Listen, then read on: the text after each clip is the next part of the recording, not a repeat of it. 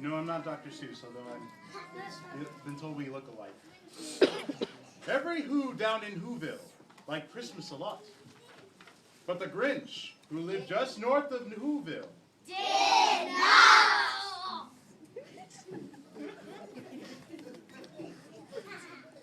The Grinch hated Christmas, the whole Christmas season. Now please don't ask why, no one quite knows the reason. It could be that her shoes were too tight. That's my line.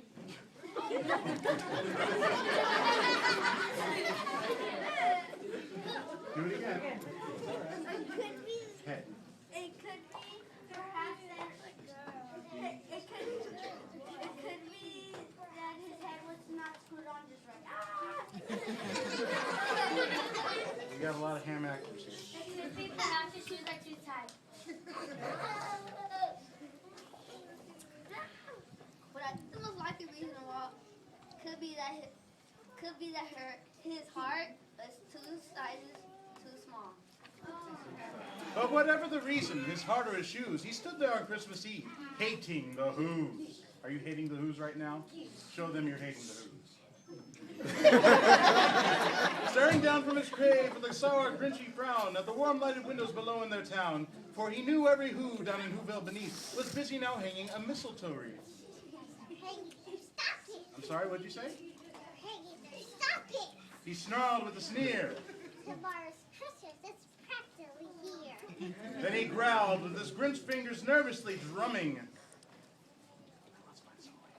I will find some way to stop Christmas from coming. For tomorrow he knew all the Who girls and boys would wake bright and early, and they'd rush to their toys. And then, oh the noise, noise. And that's one thing he hated, the noise. You don't like the noise, do you? No. Then the Who's young and old would sit down to a feast, and they'd feast, and they'd feast. They'd feast on Who pudding and rare Who roast beast, which is something the Grinch couldn't stand in the least, could you? No. And then they do something he liked least of all. Every Who down in Whoville, the tall and the small, would stand close together with Christmas bells ringing. They'd stand hand in hand, and the Who's would start singing. And they'd sing, and they'd sing, and they'd sing. And the more the Grinch thought of the Who Christmas sing, the more the Grinch thought, I must stop this whole thing. But for 53 years, I put up with it now. I must stop this Christmas from coming, but how? then he got an idea. An awful idea. The Grinch got a wonderful, awful idea! Pretty good likeness, huh? I know just what I'll do. The Grinch laughed in his throat, and he made a quick Santa Claus hat and a coat. He chuckled and clucked. What a great Grinchy trick. With this coat and this hat, I just look like Santa. All I need is a reindeer. The Grinch looked around, but since reindeer were scarce, there was none to be found. Did that stop the old Grinch? No! The Grinch simply said, If I can't find a reindeer, I will make one instead. so he called his dog Max and took some red thread. Max, can you stand over there, please? And can you guys scoot over a little bit so everyone can see? Thank you. So he called his dog Max and took some red thread, and he tied a big horn on top of his head.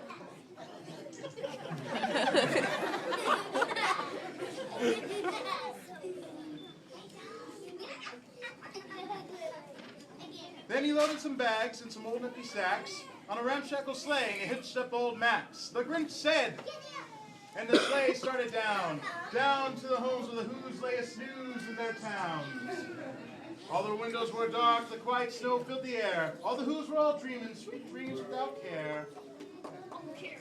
When he came to the first little house on the square, the old Grinchy Claus hissed, and he climbed to the roof, empty bag in his fist. He slid down the chimney, a rather tight pinch, but if Santa could do it, then so could the Grinch. He got stuck only once for a moment or two. Then he stuck his head out of the fireplace flue, with a little whose stockings all hung in a row. What? He grinned. Then he slithered and slunk, with a smile most unpleasant, around the whole room, and he took every present. Popcorn and bicycles, roller skates and chocolates, checkerboard, tricycles, popcorn and plums. He stuffed them in bags, and the Grinch very nimbly stuffed all the bags one by one up the chimney. Grinch, you're getting too greedy. How about you take some ornaments instead? Ornaments.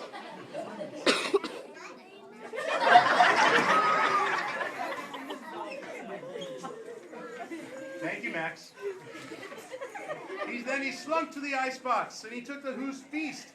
He took the Who pudding. He took the roast beef. He cleaned out that icebox as quick as a flash. As quick as a flash. As quick as a flash. Well, that Grinch took the last can of Who hat. And he stuffed all the food up the chimney with glee. And now, Grinned the Grinch. I'll stuff up the tree.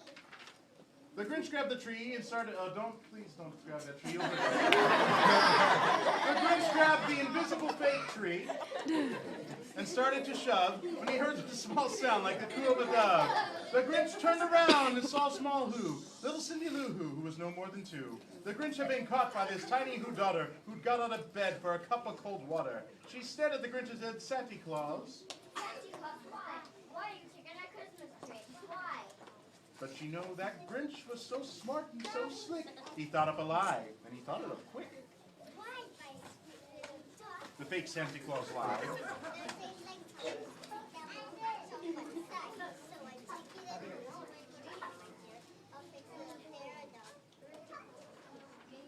The fifth fooled the child, then he patted her head, and got her a drink and sent her to bed. Around Max. And when Cindy Lou Who went to bed with her cup, he went to the chimney and stuffed the tree.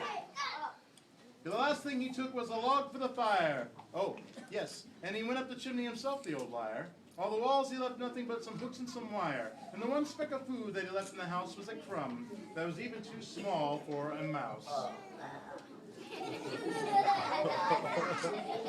Apparently a mouse is a monster. Then he did the same thing to the other Who's houses.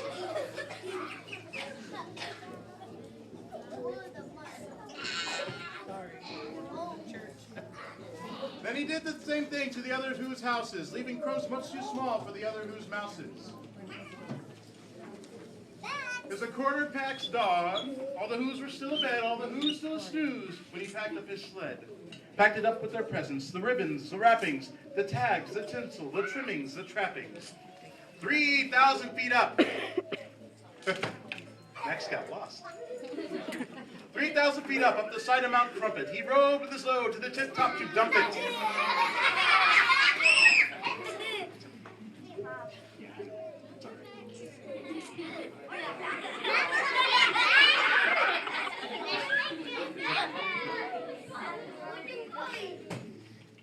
He rode with his load to the tip top to dump it. He was Grinchiously humming.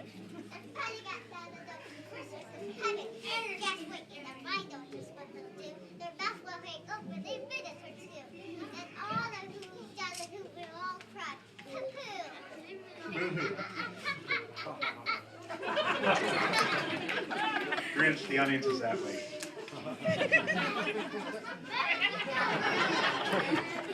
That's a noise. That's the noise. He said, "Grin the Grinch." Simply just here. So he paused, and the Grinch put a hand to his ear. And he did hear a sound rising over the snow. It started in low, then it started to grow. But the sound wasn't sad. Why, the sound sounded merry. But it couldn't be so. It was merry, very. He stared down at Whoville. The Grinch popped his eyes. I don't know how much more you can pop than that. Then he shook. What he saw was a shocking surprise. Every Who down in Whoville, the tall and the small, were singing without any presents at all. Down, Doris, down, Doris. hadn't stopped Christmas from coming. It came. Somehow or other, it came just the same. And the Grinch with his Grinch feet ice cold in the snow stood puzzling and puzzling. How could it be so? It came without ribbons. It came without tags. It came without packages, boxes, or bags. He puzzled and puzzled till his puzzler was sore. Then the Grinch thought of something he hadn't before. Maybe Christmas He thought. doesn't come from a store. Maybe Christmas perhaps means a little bit more. Well, what happened then? Well, in Whoville they say that the Grinch... grew 3 sizes that day. And the minute his heart didn't feel quite so tight, he whizzed with his load to the bright morning light. He brought back the toys and the food for the feast. You can give it to him later, Grinch. Just get in there. I know, you're anxious to do it. It's okay. And the Grinch himself carved the roast beast.